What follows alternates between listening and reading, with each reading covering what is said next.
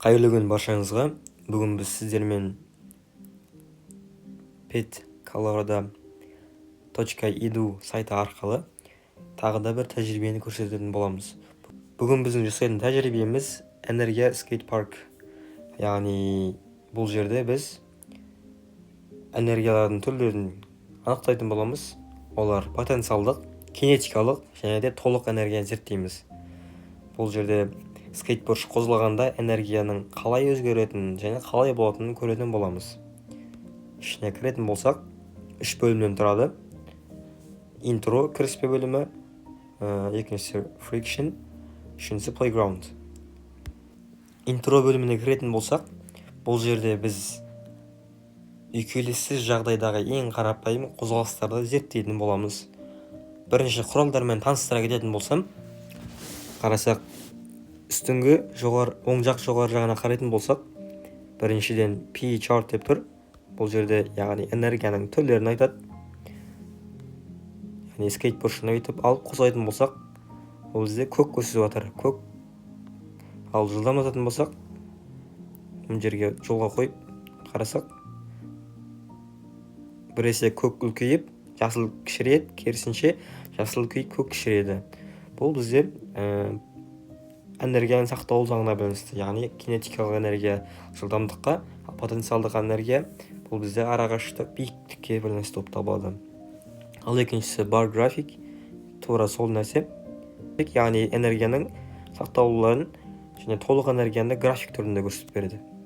Қарасақ.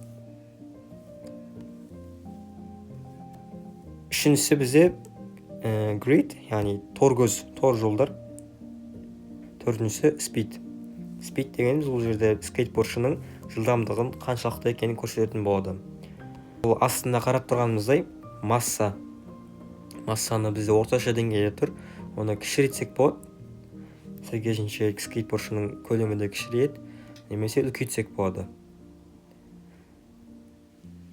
Интро бөлімінде осы негізде құралдар болып табылады. Бұл жағдайда бізде үйкеліссіз болғандықтан энергияның үшіншісі, яғни термиялық жылулық энергия, бұл бізде 0-ге тең болып табылады. Үйкеліссіз жағдайда. Ал енді келесі бөлімде кіретін болсақ, бұл жерде бізде үйкеліс бар болып табылады. Яғни көріп тұрғанымыздай массаның астында friction бөлімінде үйкелістің көп немесе жоқ қыла аламыз. Өзімізге сай, өзімізге қалауымызша реттей аламыз. Тура сол жақты графиктерді қосып алатын болсақ, тор көзді қосайық, және жылдамдықты қосайық. Мен скейтбордшыны мысалы 6-дан жіберем. Бізде қарасаңыздар, мына жерде үйкеліс орташаға тең. Бағанағы жерде бірінші жағдайда интро бөлімінде егер мен 6-дан жіберетін болсам, ол былай келіп, тоқтап, үздіксіз тұра береді. Өйткені не? Үйкеліс жоқ болғандықтан. Ал бұл жағдайда үйкеліс бар болғандықтан қандай көрініс алатынын өз көресіздер.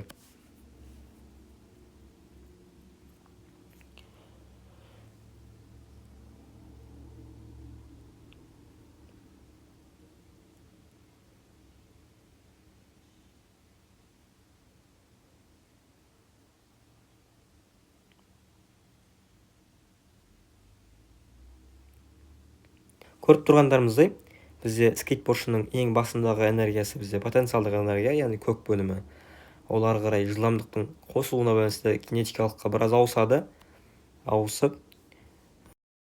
Басында бізде ешқандай үйкеліс болмағандықтан, бізде жылулық энергия 0-ге тең. Бірақ биіктік, яғни арақашықтық болғандықтан бізде потенциалдық энергия бар болып тұр. Ал енді скейтбордшыны жіберу арқылы ол белгілі бір жылдамдыққа ие болады. Қарасақ, жасыл бөлімі жанды. Яғни потенциалдық энергиямыз кинетикалық энергияға ауыса бастады. Бірақ бір жағынан тағы да үйкелістің әсерінен бізде жылулық энергия пайда болды. Ең соңында скейтбордшы мына жерде тоқтаған кезде толық энергиямыз бізде жылулық энергия болып табылады. Үшінші жағдайда өзімізге ұнаған, өзіміздің қалауымызша жолдар құрастырып, өзіміз скейтбордшыны жүргізіп көрсететін боламыз.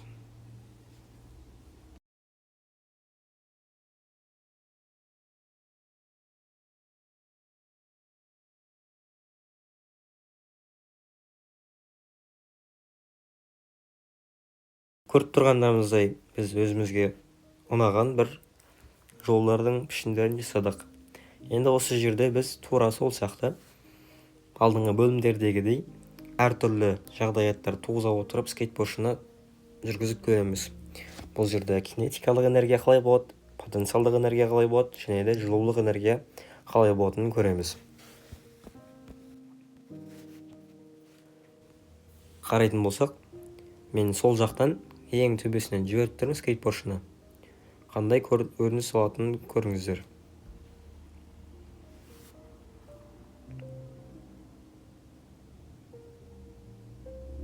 Көріп тұрғанымыздай, скейтбордшы бұл жерде сол жақтан оңға қарай жүрген кезде жеткілікті түрде энергиямен мына шеңберден өтіп кеткен болатын.